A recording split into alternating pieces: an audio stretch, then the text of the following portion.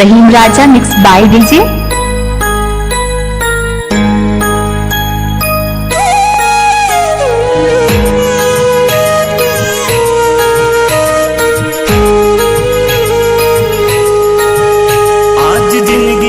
बगिया में फुलवा खिलल हमरा अंगना में जैसे अंजुरिया उगल। आज जिंदगी के बगिया में फुलवा खिलल हमरा अंगना में जैसे अंजुरिया उगल। दिहल भगवान हमके बख्शीश लेला लेला पापा के आशीष। जिया जिया हे लाल लाखों बरिस लेला लेला पापा के आशीष। जिया जिया हे लाल लाखों बरिस।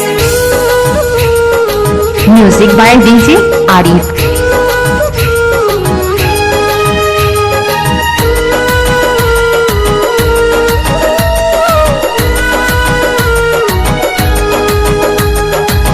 लागे न तोहर पाके हु के जादू टोना हो। रह चमकत ऐसे जैसे चमके सोना हो।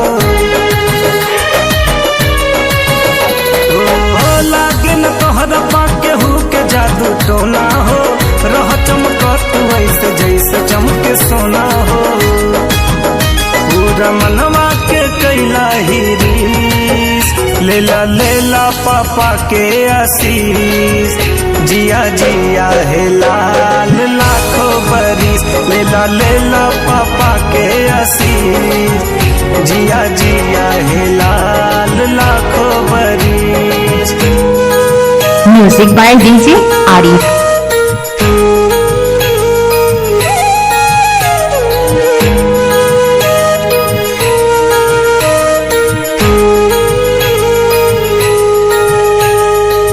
सूतल जे भाग रहे आके तू जगा दिहला।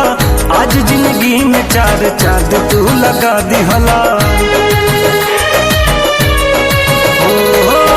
सूतल जे भाग रहे आके तू जगा दिहला। आज जिंदगी में चार चांद तू लगा दिहला। सीना चौड़ा भइल ऊंचा शीश लेला लेला पापा के आशीष। जिया जिया हे लाल लाखों बरिस लेला लेला पापा के आशीष। जिया जिया हे लाल लाखों बरिस। आई लव यू बेटा। Mix by DJ Arif.